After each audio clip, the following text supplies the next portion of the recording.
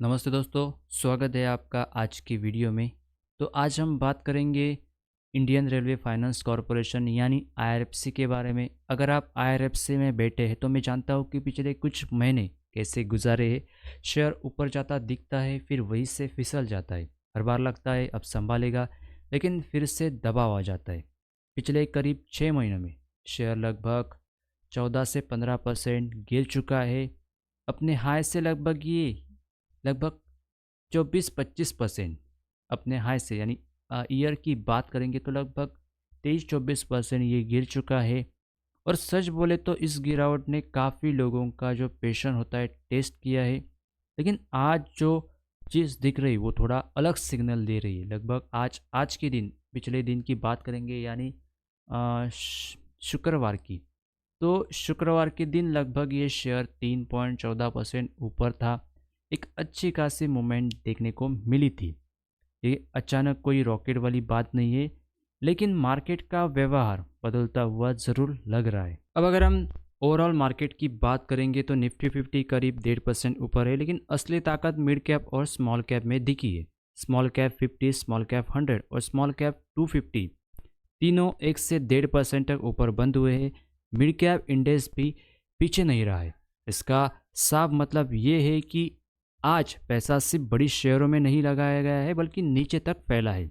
जब ऐसा ब्रेथ बनता है तो मार्केट में डर कम और भरोसा ज़्यादा होता है। हाँ, ये मत समझना कि अब ये सब कुछ एक तरफा ही ऊपर जाएगा, लेकिन आज का सेशन साफ कह रहा है कि बायर्स अभी खेल में घुस चुके हैं।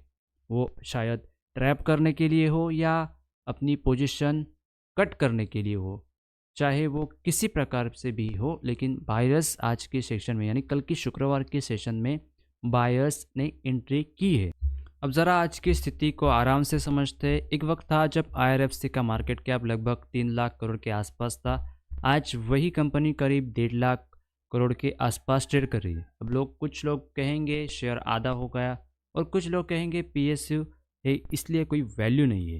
लेकिन हकीकत ये है कि आज के सेशन में जब मार्केट पूरी तरह कॉन्फिडेंट नहीं था, कन्फ्यूजन में था, तब भी आईआरएफसी ने करीब 3% की मजबूती दिखाई।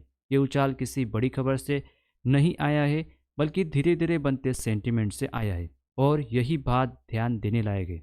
अब असली बात करते हैं डेटा की, तो आज आईआरएफसी में लगभग 89 लाख शेयर का ट्रेड हुआ है। लेकिन सिर्फ वॉल्यूम देखना आधी जानकारी हो जाएगी। असली खेल होता है डिलीवरी में। पिछले कई महीनों से आईआरएफसी में डिलीवरी आमतौर पर 20 से 25% के आसपास रहती थी। मतलब ज़्यादातर लोग बस खरीद कर बेच कर निकल जाते थे।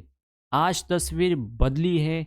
डिलीवरी सीधे 44% के आसपास पहुंच गई है। बीएससी पर तो लगभग 50% तक से भी ज़्यादा डिलीवरी उठी है। इसका मतलब साफ सीधा है कि अब लोग सिर्फ ट्रेड नहीं कर रहे, बल्कि शेयर को डीमैट अकाउंट में रखने का फैसला कर रहे हैं। ये कोई गारंटी नहीं देता कि शेयर ऊपर ही जाएगा, लेकिन ये ज़रूर बताता है कि डर वाला पैसा फिलहाल बाहर नहीं निकल रहा है। अब सवाल ये आता है कि अचानक भरोसा क्यों बढ़ रहा है। तो सबसे बड़ा कारण है आने वाला बजट। 1 फरवरी 2026 को यूनियन बजट आने वाला है, और रेलवे सेक्टर हमेशा बजट के समय फोकस में रहता है, क्योंकि रेलवे में जब सरकार खर्च बढ़ाती है तो उसका सीधा असर आईआरएफसी जैसे फाइनेंस मॉडल पर पड़ता है। मार्केट में जो चर्चा चल रही है उसके मुताबिक इस बार रेलवे को करीब 2.7 लाख करोड़ रुपए का आसपास आवंटन मिल सकता है। यहाँ पे साफ साफ लिखा है कि लगभग 2.76 ट्रिलियन यानी लगभग 12% की वृद्धि के अब तक के सबसे बड़े आवंटन की उम्मीद, जो आधुनिकीकरण पर केंद्रित है, जो पिछले साल से बहुत ज़्यादा माना जा रहा है।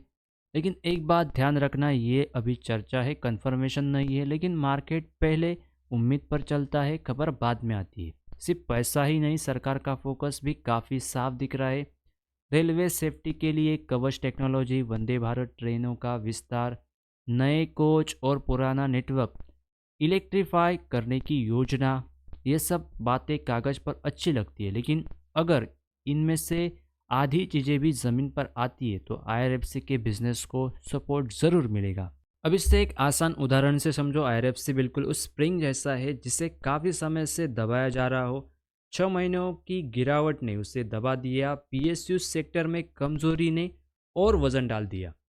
अब बजट की उम्मीदें और डिलीवरी में बढ़ोतरी उस स्प्रिंग में थोड़ी एनर्जी भर रही है। स्प्रिंग उछलेगा या नहीं, ये पूरी तरह अब आगे डिपेंड करेगा कि आगे वाले आने वाली बातें सिर्फ उम्मीद बनकर रह जाती है या असली फैसलों में बदल जाती है। अब आखिरी और सबसे ज़रूरी बात यह है कि आईआरएफसी ऐसा शेयर नहीं है कि जो रोज़ 8% या 10% भागेगा। ये एक स्लो और स्टेबल पीएसयू स्टोरी है।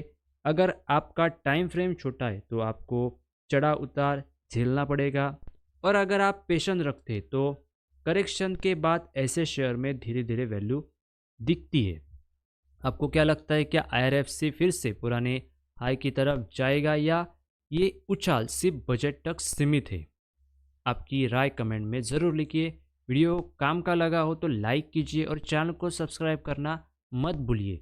मिलते हैं किसी नेक्स्ट अपडेट के साथ, तब तक के लिए धन्यवाद।